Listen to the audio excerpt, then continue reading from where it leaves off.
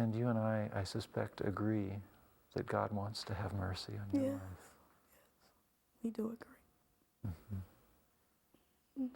So this might be a way, just for you prayerfully to release. Yes. Yes. Mark, just prior to this clip, you did a prayer or like a meditation exercise. Why was this so powerful? It was powerful. Yeah. It seemed like she really responded to this. Boy. And in fact, in this clip, we see that there's an affective, an emotional connection, which is one of the things we look for in therapy. I think it was so powerful because she's had this schema that says, I have to hold everything together. I have to be everything to everyone. And all of a sudden, in the midst of this meditation exercise, which was very brief, she's able to relax this. She's able to accept mercy. She's able to get out of the role of being the helper and be the one who is comforted. So in a sense, she's able to step outside of her schema. I was pleased she was able to do it with such a brief exercise. And again, I think it speaks to her insightfulness and her ability to be able to think flexibly about her schema.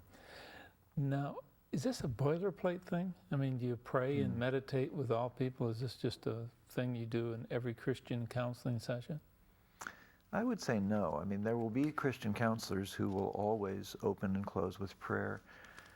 I think that we have to look at this in terms of complexity, because sometimes from a psychological vantage point, prayer can shore up a person's defenses. It can actually keep them from seeing some of the psychological issues that need to be confronted.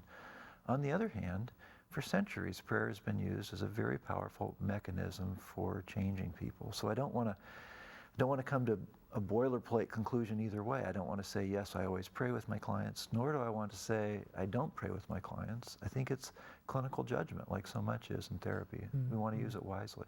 Yeah. Now, if you were just give it to me again, what would you say her basic schema is that you're hearing so far?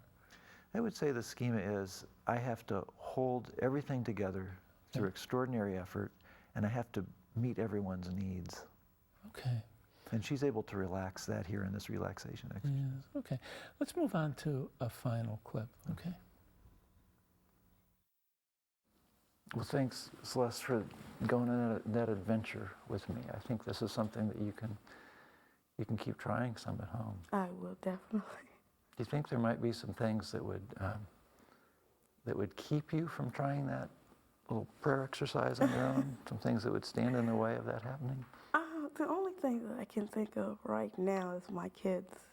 As soon as I can, my sanctuary at home is the bathroom, unfortunately. And as soon as I get some quiet time there, they're bamming on the door or something like that. But I guess I could get up earlier in the morning or something like that so I could be able to practice this exercise, because I felt weights just dropping off of me. So the very things that make you need the exercise so much are the things that are going to make it hard to do in some ways, because there's so many demands on your time. Exactly. Sounds like it's going to take some real intentional effort. Yes, it is. On your part. It is. So getting up early, that might be. You know, Mark, in our last clip you were doing prayer. Now in this clip it seems like you're doing a more conventional cognitive behavioral technique. This is right out of the textbook, isn't it? Right? Yeah. No, I think Donald Meichenbaum and others have talked about the importance of looking at the obstacles in order to get compliance for homework. So here what I'm trying to do is simply say in advance, let's anticipate what might keep you from being able to do this homework assignment. And she's able to talk about that. You know, a little earlier on, she was going to get up an hour earlier and she was going to, you know, do this work. And you suggested only 10 minutes. Wouldn't it be 6 times better if she got up an hour earlier? Well, remember, one of my concerns is that she's superwoman already. Oh. So the idea of getting up an hour early, though it might be good for the sake of getting the homework done, might actually add a lot of pressure to her life too. She's got so many things she's already juggling. So I'm thinking maybe 10 minutes would be plenty of time to have some practice with this technique of meditation and prayer, and still would keep her from having to add more pressure to her life. Sure would be a lot more human, wouldn't it? More likely. And the more realistic a homework assignment is, the more likely it is that someone will actually do it. Well, this has been fascinating, hearing about this approach and watching you work with Celeste. Are there any final words that you might have for our viewers on Christian counseling? Well, it was a delight to work with Celeste. I think I really appreciate seeing her strengths and seeing how she's really wanting to grow through this process.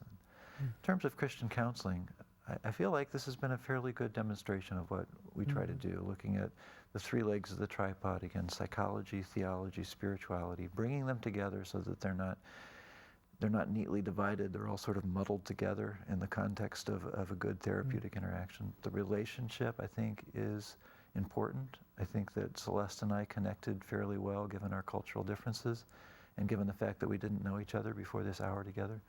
So overall, it feels like it's a good demonstration of the kind of therapy that I care about and that I'm involved with. Well, thank you very much for sharing it with our viewers. Thank you.